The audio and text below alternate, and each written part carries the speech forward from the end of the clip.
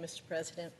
I rise today alongside my Republican colleagues to once again voice my strong support for the United States-Mexico-Canada agreement. This agreement has been on the minds of Nebraskans for well over a year now. Nebraska, and rural America as a whole, was dealt a tough hand in 2019. However, every time that I meet with Nebraska's farm families, ranchers, ag producers, and manufacturers, they reassure me that they can endure these challenges. They will sacrifice short-term anxiety for long-term certainty and predictability. But they need to know that there's going to be a light at the end of this tunnel. One important thing Congress can do to meet their needs is simple: pass the USMCA. This agreement is a victory for Nebraska and for America. I'll give you a glimpse into what this means for my state. Currently, Canada and Mexico receive 44% of Nebraska's total exports. In 2017 alone, our states sent nearly $900 million of ag products to Mexico, and nearly $450 million of ag products to Canada. These exports include our world-class corn, soybeans, ethanol, and beef.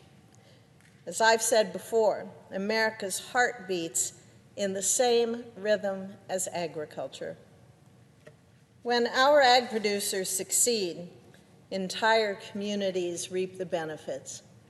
The Nebraska Department of Agriculture reports that our state's $6.4 billion in agricultural exports in 2017 led to nearly $8.2 billion in additional economic activity in our state. That's why it's so important that Nebraska's top two markets, Mexico and Canada, are protected. We all know that the USMCA is the product of bipartisan good faith work.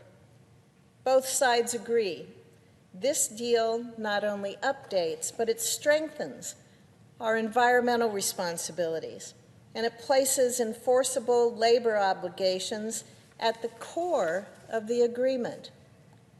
All former secretaries of agriculture since the Reagan administration, both Republicans and Democrats, have voiced their strong support. Even the Washington Post editorial board conceded that the deal is, quote, a real improvement over the status quo, end quote. Last July, a group of 14 House Democrats sent a letter to Speaker Pelosi, urging her to move forward with USMCA immediately. The President of Mexico made his own plea to the Speaker in a letter last week.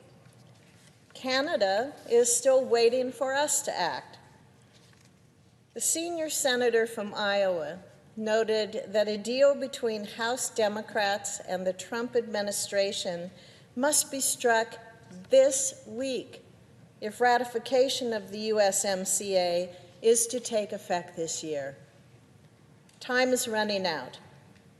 Meanwhile, House Democrats are distracted by impeachment proceedings when they should be focused on passing this very meaningful agreement. In the final weeks of 2019, we will see if the needs of hardworking men and women in the heartland take priority over political theater. I urge my colleagues to follow through on our nation's priorities and end the months of needless stalling. We must act now. The passage of USMCA would be an incredible win for Nebraska, and it would be an undeniable victory for America. Thank you, Mr. President. I yield the floor.